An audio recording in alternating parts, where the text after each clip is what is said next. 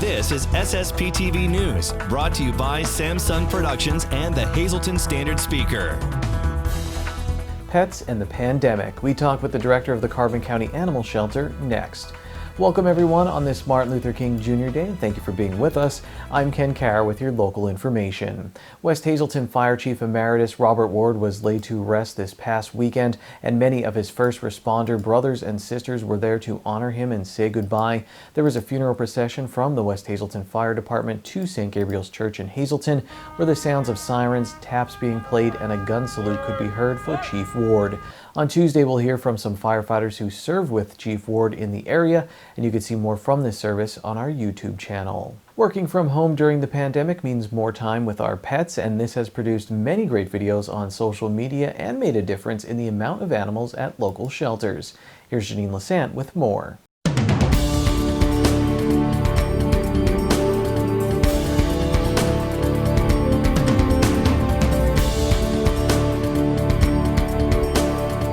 Joining us on the program, we have the director of Carbon County Animal Shelter. That is Tom Connors. He's a familiar face here on News 13. He was the former mayor of Weatherly.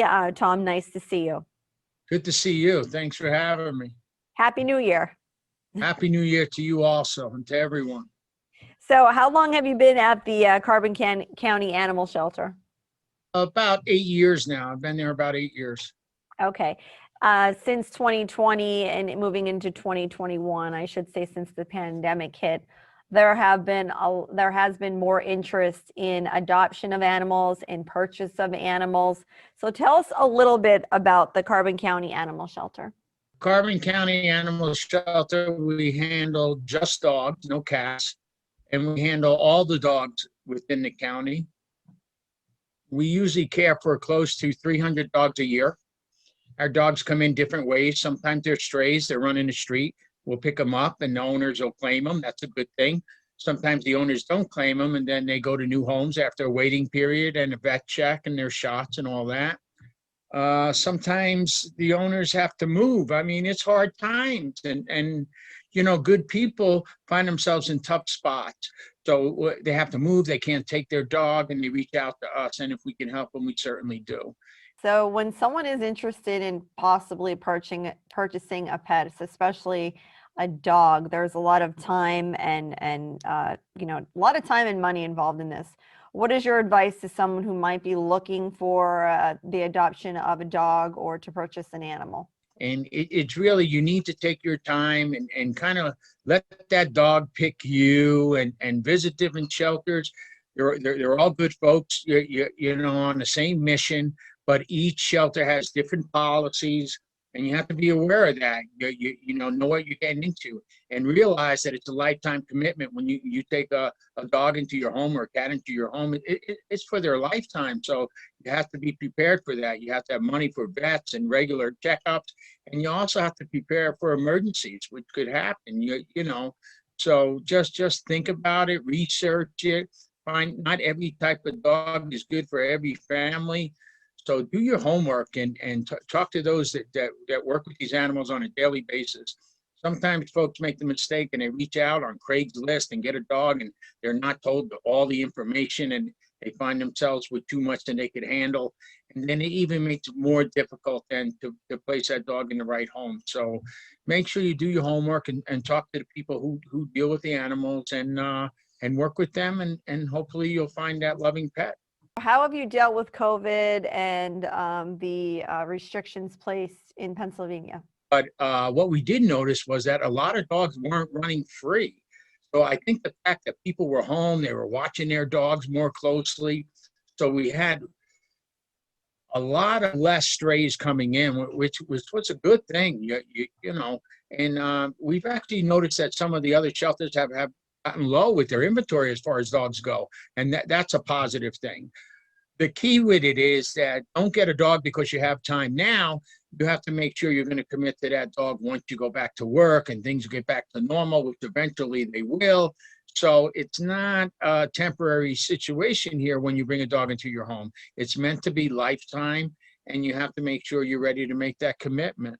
So if someone is interested in getting some information from the Carbon County Animal Shelter, how do they do so? Give us a call. Our number is 570-325-4828. And then they'll talk to me or one of my staff members. And then we'll arrange an appointment. We'll find out what kind of dog they're looking for and what works best for them. And then we go from there. And my last question, is it a donation or how do they pay for the animals? The adoption fee at the Carbon County Animal Shelter is $100. And that's if a dog is spayed or neutered. And it's of course, it would be up to date on its shots. It has a 1-year rabies shot, 1-year distemper, 1-year Bordetella shot. So it has its 3 major shots. If it's not spayed or neutered and you adopt the dog, you have to sign an agreement saying that you will get that done within a certain time period. If you take the dog home and it doesn't get along with your cat or the neighbor's dog, we'll always take the dog back. There's never a refund, but we will always take that dog back. And, we try to work with everybody as close as possible to get it right. Very good, Tom. Nice seeing you again. Stay healthy this year and keep up the good work at the shelter. Hopefully we'll find good homes for all these little doggies. Thanks so much for having us. Anybody has any questions, they can give us a call. Happy New Year. Today's news feature is brought to you by Frankie's Pizzeria and Restaurant. Come in and get your chili day fix. The restaurant is now open for socially distant dining, delivery, carry-out, and curbside service. Time now for weather on SSPTV News. Here's our forecast from the National Weather Service. On Tuesday, it's partly sunny with highs in the 30s. Tuesday night, scattered flurries before 7 p.m., mostly cloudy with lows in the 20s. Wednesday is partly sunny with highs in the 20s. Wednesday night, mostly cloudy with lows in the teens. Thursday is mostly cloudy with highs in the 30s. Thursday night, mostly cloudy with lows in the 20s. Friday is partly sunny with highs in the 30s. And Friday night, partly cloudy with a low around 20 degrees. The Hazelton Area High School girls basketball team and the wrestling team are both off to good starts in 2021. Here's the SSPTV Standard Speaker scoreboard. The Cougar Wrestlers beat Wyoming Valley West over the weekend and are now 3-0. Dante Mattarella, Jorvin Rodriguez, and Bryce Molinaro had pins. The Lady Cougar basketball team won their third straight game with a win over Williamsport. Olivia Wolk had 23 points and 9 rebounds in the victory. In boys basketball, North Schuylkill, Tamaqua, and Monoy areas suffered losses. Coming up, the Luzerne County Sports Hall of Fame is teaming up with the Hazelton Integration Project to help feed those in need in our community. Find out how you can help. And in sports, I talk with the Penn State Alumni Association CEO Paul Clifford about some interviews he's conducted recently with former Penn State football players. In the SSPTV Spotlight, we learn what it's like running a small business during the pandemic with a clip from the Sam Lassand Show. MMI Prep will be having their visitation day and their entrance exam on Saturday, January 30th at 9 a.m. And that's today's Talk of the Town. SSPTV News would like to send sincere condolences to the family and friends of these recently departed. George J. Barron, age 85 of Freeland. Services will be private under the McNulty Funeral Home. Reverend Michael R. Gardy, age 76 of Muncie. Services will be held at a later date under the Grenoble Funeral Home in Muncie.